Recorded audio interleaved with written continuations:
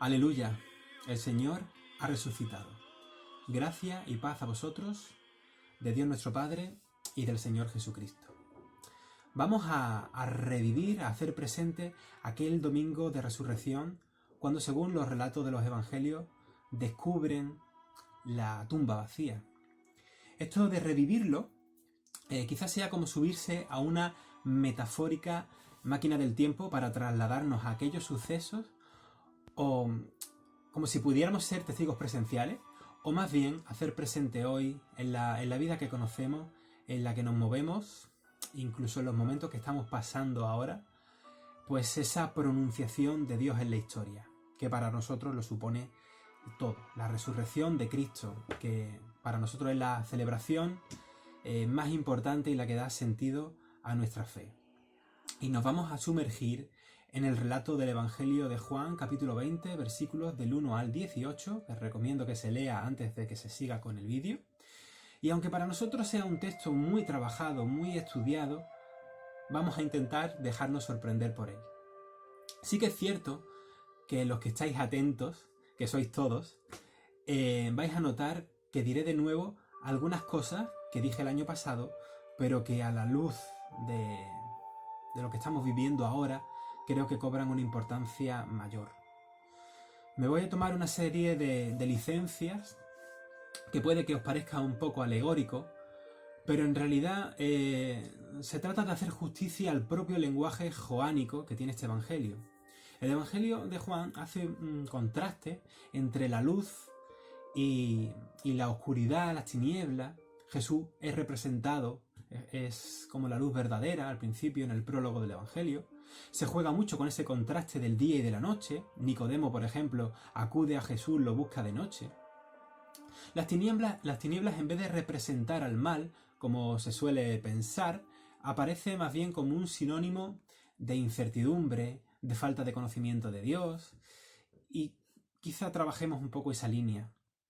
Dice el texto que el primer día de la semana, que para los judíos era el domingo, siendo todavía de noche, aquí tenemos ese elemento de oscuridad del que estaba hablando, a punto de amanecer, lo que es la franja probablemente más oscura de lo que es la noche, ¿no? Pues María Magdalena, que estaría inquieta, triste, incómoda, con el alma rasgada porque su amado maestro había muerto, se levanta de su cama y va al sepulcro.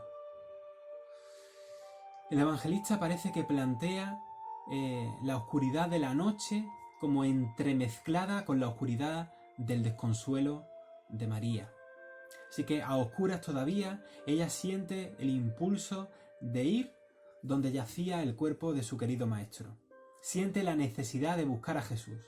Ante los acontecimientos actuales de inquietud, de miedo, tristeza, angustia, incertidumbre, también sentimos la necesidad de buscar a Jesús. Pero María, sabes que Jesús ha muerto y ha sido sepultado. Su vida ha sido ahora pues inundada por la oscuridad de la desesperanza. ¿Cuántos de nosotros tenemos el concepto de un Cristo sepultado, muerto, sin respuesta, el falso Cristo de una religión insípida que ya no nos dice nada?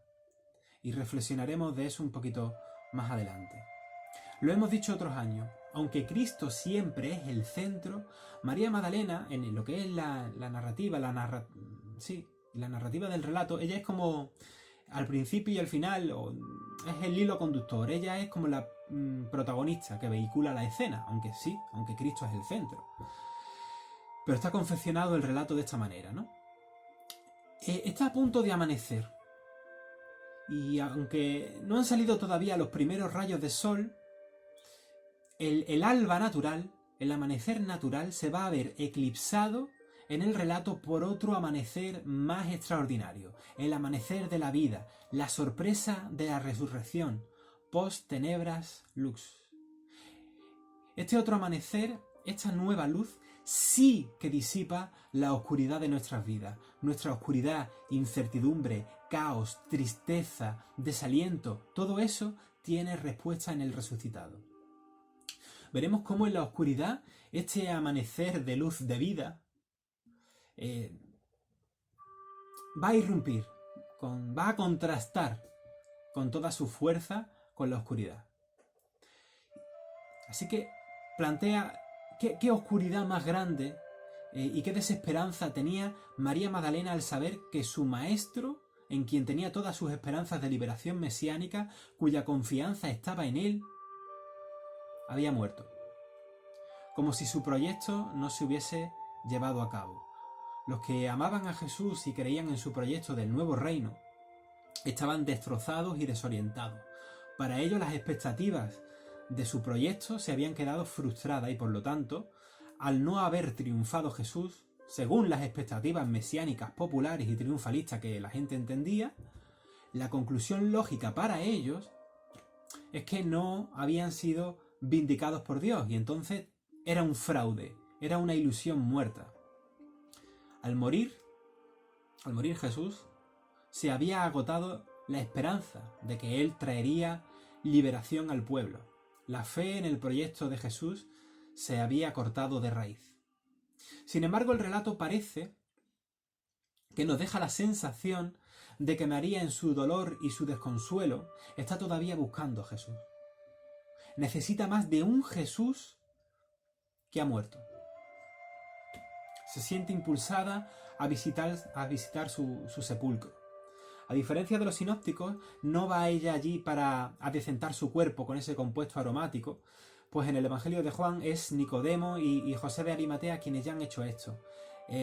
Va, según parece que lo plantea el evangelista, ¿no? Va porque necesita estar allí. Al menos nos deja ese sabor. La narración nos deja ese sabor. Describe el relato y es fácil imaginarlo con ideas muy cinematográficas, que cuando llega María encuentra que la piedra que tapa el sepulcro había sido quitada.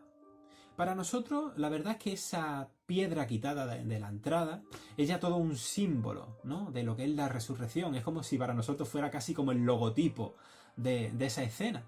Pero para María o para la persona que por primera vez esté leyendo ese texto, es desconcertante, ¿no? ¿Qué ocurre aquí? Y María ve que se asoma, ¿no?, y ve que no está el cuerpo y va corriendo a decírselo a Pedro y al discípulo amado. Se han llevado del sepulcro al Señor y no sabemos dónde lo han puesto. Y parece que se la oye con angustia, ¿no? ¿Dónde está el Señor que no puedo ni ir ni a llorarle? Y luego pues es Pedro y es el discípulo amado quienes van corriendo al sepulcro. Y allí lo que ven, según la preciosa narración del texto, es que los lienzos y el sudario, que sirven para adecentar un cuerpo muerto, ya no sirven, ¿no? Están recogiditos y dobladitos, están colocaditos en lugares aparte. Y eso, para el discípulo que va con Pedro, es suficiente para creer. Dice el texto que al ver eso creyó. Dice el versículo 9 que no habían entendido la escritura en referencia a aquello de que era necesario que Jesús resucitase de entre los muertos. Sin embargo, sin haberlo entendido, vio y de alguna forma le vino la intuición de que ahí algo significaba que despertó su fe, ¿no? Ve y cree, pero cree sin haber visto al resucitado. Cree sin saber nada, sin comprobar nada. Pero este creer tampoco va muy allá, pues dice el versículo 10 que simplemente volvieron a lo suyo, ¿no? A hacer sus cosas, volvieron a la casa. Nuestra vida creyente a veces está llena de estos minúsculos relampaguitos de fe, pequeños detalles que despiertan un algo en nosotros. Para él, simplemente ver aquello, ver las prendas esas dobladitas, ya le hizo creer. Pero es una fe que cree y que duda al mismo tiempo. Aquí es solo una intuición, porque si se me permite armonizar con los sinópticos, cuando se le va luego a anunciar la resurrección ya como un hecho, en un principio todos los discípulos dudan y no se lo creen. Así que este creer hay que cogerlo un poco con pinza. Pero bueno, eso sí armonizamos. Según el relato del Evangelio de Juan, María Magdalena, lamentándolo con todo el dolor de su corazón, agravado todavía más porque ya ni siquiera sabe dónde está el cuerpo, se quedó allí llorando junto al sepulcro y le dio por mirar dentro. Su dolor, su pena, su incomprensión la tienen tan abstraída en ese duelo que, según el evangelista, está allí, llega el momento que está hablando incluso con un par de ángeles y ni siquiera se da cuenta de que está hablando con ellos. No repara en lo extraordinario que está pasando, porque todo su ser está ajeno, está en el luto, está en el duelo, está eclipsada y no ve más allá de su dolor. Y a veces, cuando perdemos a un ser querido, pues esa realidad nos nubla tanto que no podemos ver la esperanza en la nueva vida que hay detrás. El error de María, y esto es verdad que lo sabemos nosotros a posteriori, pero su error está en que ha buscado al Señor en una tumba. Y también hoy se busca al Señor en muchas tumbas en las que no hay ni un solo brote de vida. Pero luego, dándose María la vuelta, girándose, cambiando la visión, cambiando la perspectiva, volviéndose sobre sí, el Señor se le manifiesta, allí está. Y también nosotros, cuando estamos eclipsados por algo, quizá las situaciones que estamos viviendo ahora en estos días, necesitamos darnos la vuelta y girarnos para ver al Señor. No son pocas las veces que buscamos al Señor en el lugar equivocado. Parafraseando la experiencia de Elías, lo buscamos en el viento fuerte ese que rompe las peñas, pero el Señor no está en ese viento, en ese estruendo. Lo buscamos en el terremoto o en el alboroto, diría yo hoy en día, pero no está ahí. Lo buscamos en el fuego, que cada cual piense un fuego, pero tampoco está en el fuego.